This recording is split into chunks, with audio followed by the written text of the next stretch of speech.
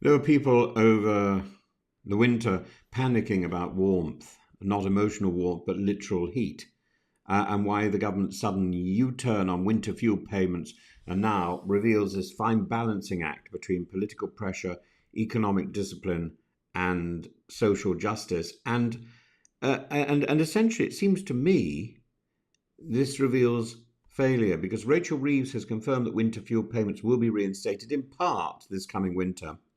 I don't understand what she means by in part. A swift reversal, yes, in principle, of the unpopular austerity light measure that stripped the benefit from nearly 10 million pensioners.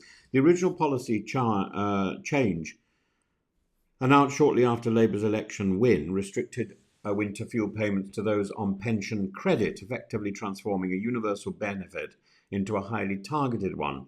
And the goal was to save £1.5 billion. But the backlash was immediate, and Labour's own MPs complained of doorstep fury during local elections. Reform UK gained ground. Charities warned that hundreds of thousands of older people, many just above the means test threshold, would be pushed into fuel poverty. And then this week, Rachel Reeves has announced a policy shift. The means test threshold will be raised and more pensioners will qualify again for the payment. However, she's ruled out a return to universality, and the payments will not go back to the 11 million pensioners, and that's where the debate begins. There are two likely mechanisms for expanding the payment. One, to raise the threshold.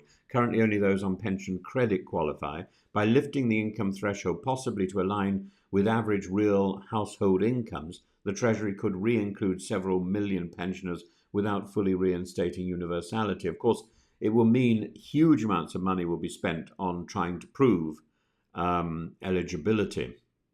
And the more intriguing model is to make the winter fuel payment quasi-universal again, pay it to most pensioners up front and recover it from higher income pensioners through annual tax return. George Osborne used this method to restrict child benefit in 2013. It's administratively cleaner than a bespoke means test and avoids the stigma and the non-take-up associated with tangled welfare. Why not just go for fully universal again? Politics.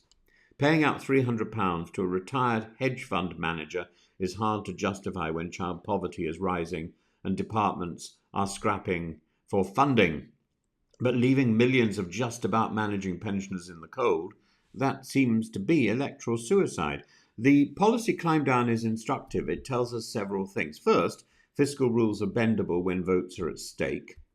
And Reeves has insisted her rules are non-negotiable, but this is clearly an ad hoc negotiation with public opinion. Second, Labour is learning rapidly that austerity by stealth is not what the public voted for, and the backlash over the two-child cap, welfare freeze, and now fuel payments has destabilised Labour's honeymoon. Third, this policy area shows the limits of technocratic politics.